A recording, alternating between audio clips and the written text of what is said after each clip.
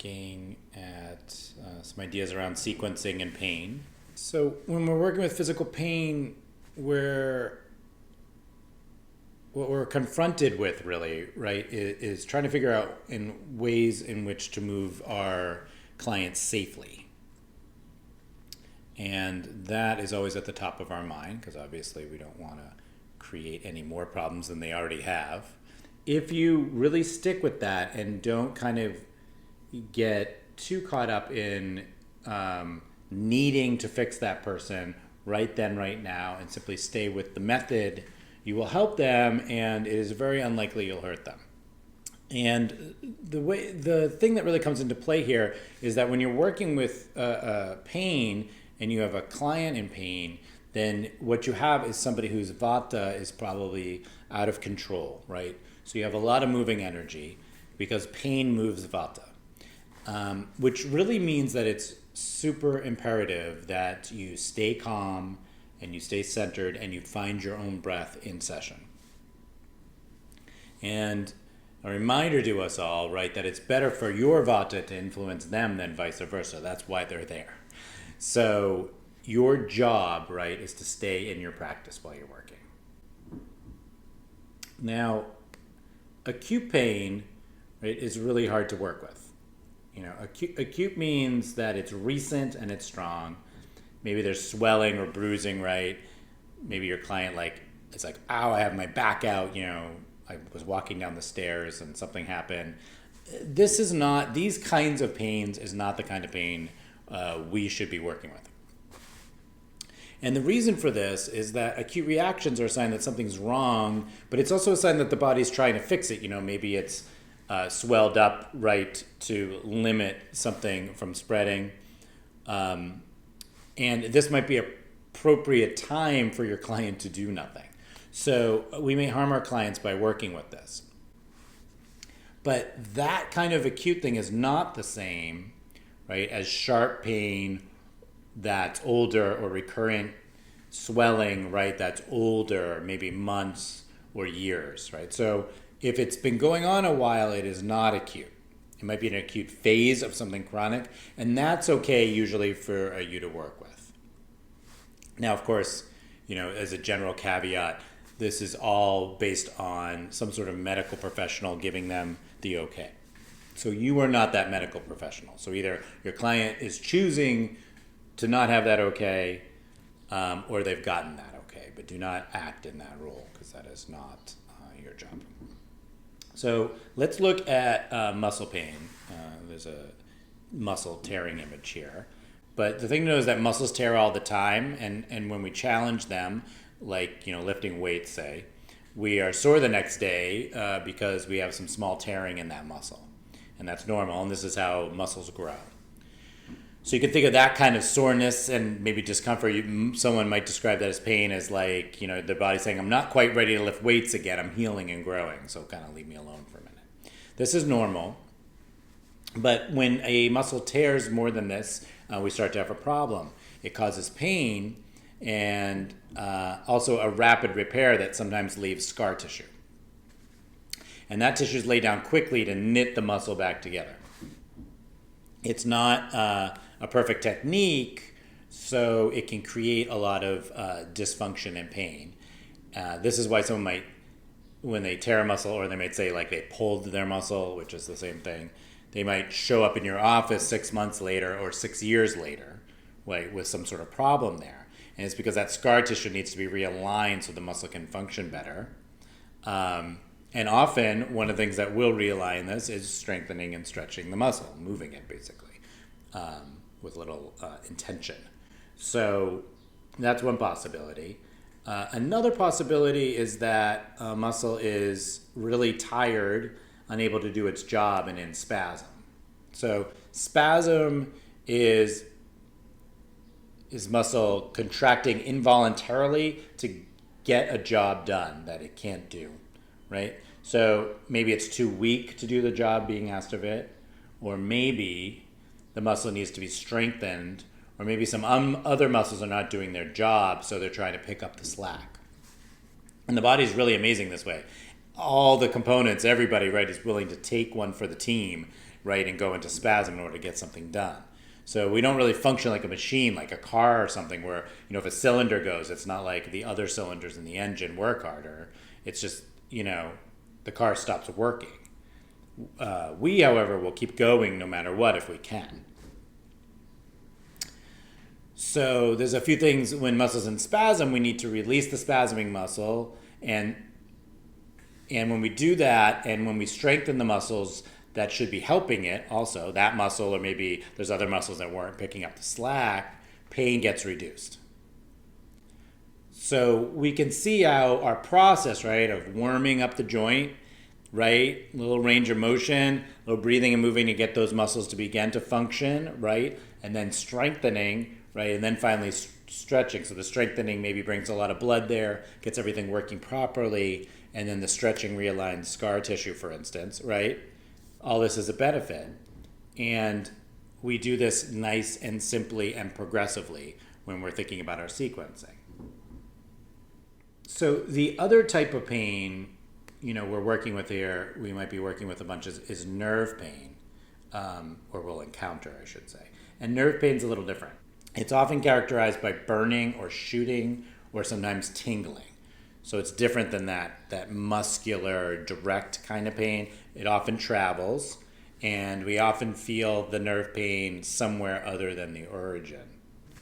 And that's because the nerve, right, gets impinged, crushed or squished, right? Impinged means something's squishing it, either by muscles on the nerve or bones on the nerve, like in between your vertebrae, or both. Often, like a shooting back pain, for example, right, is nerves being impinged between the vertebrae. And another example would be sciatica, which is pain running down sometimes the glutes and then the outside of the leg. That's the sciatic nerve, that's why it's called sciatica, right, being impinged either in the lower back where it originates or underneath the piriformis muscle, which is under your glutes, that it has to get by. And often people won't feel it in their places. Sometimes they will. Sometimes they'll feel it more, lower in the leg. Sometimes they'll feel it from there all the way down their leg. So it's like a nerve conducts, right, like electricity in that way. So you can feel it in any place. Nerve pain is always contraindicated. So you never want to put your client into more nerve pain. Now, look, in general, we're trying not to put our clients in pain. But when somebody feels the result of their nerve being impinged, right, that is bad for them. Because that means the nerve is getting more irritated, more impinged, and we're going in the wrong direction. So even if it seems like the right movement in terms of strengthening and stretching, it is always wrong if they feel the shooting, burning, tingling sensation from nerve pain. Always. So when we teach our clients, we're teaching our clients like to completely avoid this sensation and pain. And again, right, we do it by mobilizing, then strengthening, then stretching, right? Mobilizing, breathing and moving, strengthening and stretching, right? And we work with the muscles in that way so that we can hopefully either influence the muscles, right, influence on the bones to sort of reset them up that way, or change the shape of their fascia, right, that's causing, right, the muscles to squish down on the nerves. We don't work directly, realigning bones. What we do is realign the muscular system, which then influences fascia and also influences bone alignment, which is more productive in a lot of ways because it stays, as opposed to going, if you adjust the bones, right, and get someone out of nerve pain, that's a good idea, right? It's great. Someone goes to the chiropractor, they have no more nerve pain, but then it comes back. And you'll get clients like that because you're a yoga therapist. They've been to the chiropractor and they've done that over and over again. So you're going to teach them, right, how to move through pain-free range of motion and then strengthen and stretch in order to avoid that. So you can absolutely work with nerve pain. The purpose of telling you all this is you can work with nerve pain if you help your client identify problem areas and then work with them. Problem areas being tight and weak areas, right, in a pain-free zone. In the medical model, like this kind of attention isn't really possible because they don't have the time. They're not going to spend an hour and a half with somebody or hour 15 minutes with somebody working on moving their shoulder. PTs don't have the time. Doctors don't have the time. That's not how it works. You may be the only person who will be able to help your client this way. So this is all, what I would, in a yoga therapy land, put under the bigger guise of rehabilitation. So it doesn't matter if your client has like chronic shoulder pain, or they're in post-surgery recovery, or there's some sort of nerve impingement, right? In all cases, you make sure they're cleared by their doctor, and then you work in the progressive fashion. Reduce pain, right? Work towards pain-free re-motion with breathing and moving. Strengthen weak structures, stretch tight structures. And then the other thing to think about, right, is to, in terms of a longer term thing. So you've done that, and then you might be thinking about opposing daily activities to keep them in better alignment. That thought, right, opposing is here to guide us. So alignment will come, right, from the first two things, the breathing and moving, the straightening and stretching. But the really amazing thing about a regular asana practice in general, right, is that it kind of puts us back together and realigns us regularly. I know a lot of styles, right, and a lot of yoga thinking, and I've gotten questions about this a lot, being like, well, what about using, realigning something with a bunch of props, for instance, realigning someone in that way? Won't that work? And what I believe is that if we focus too much on alignment, right, in that way, you won't make much progress, right? So take rounded head and forward shoulders, for example. Opposing this regularly with strengthening and stretching, especially strengthening, right, will help the problem more than making your client aware simply of their structural problems. So the relief of the strength and stretch work, right, of opening the chest and stretching the pecs and strengthening the traps and the rhomboids is the motivator. So the way I would like you to think is forget taking your client off the computer, right? Forget about trying to redo things in that way. Show them how to counter the problems caused by it with our system. If you think about it, it's kind of the only way to go, because have you figured out how to work on a laptop, right, with good head and shoulder alignment? Probably not. Like the thing itself is counter to that. Driving's the same way. You could drive it with a little bit better alignment, but really driving is not the most aligned thing. So what we're really teaching people is how to counter it and then reshape their system. So that's what you're going to think about, right, in your sequencing, as opposed to just sort of putting them back in alignment, and getting them to sort of, what in a yoga class you might do with Tadasana, right? Like, it's a great thing to do in a yoga class, but I'm just saying, feel your feet on the ground, and here where our bones are aligned, and here's this aligned and that aligned. Better is to focus on the muscle actions, right? Be very clear on the movement, the muscle actions, the strength and stretch, and the rest is more likely to move itself out. The remedy is the same, even though the cause of the pain might be different. So whether it's nerve pain or muscle pain, if you keep your movements really small to begin with and be open to any speed of progress, so stay in communication with your client, you'll be fine.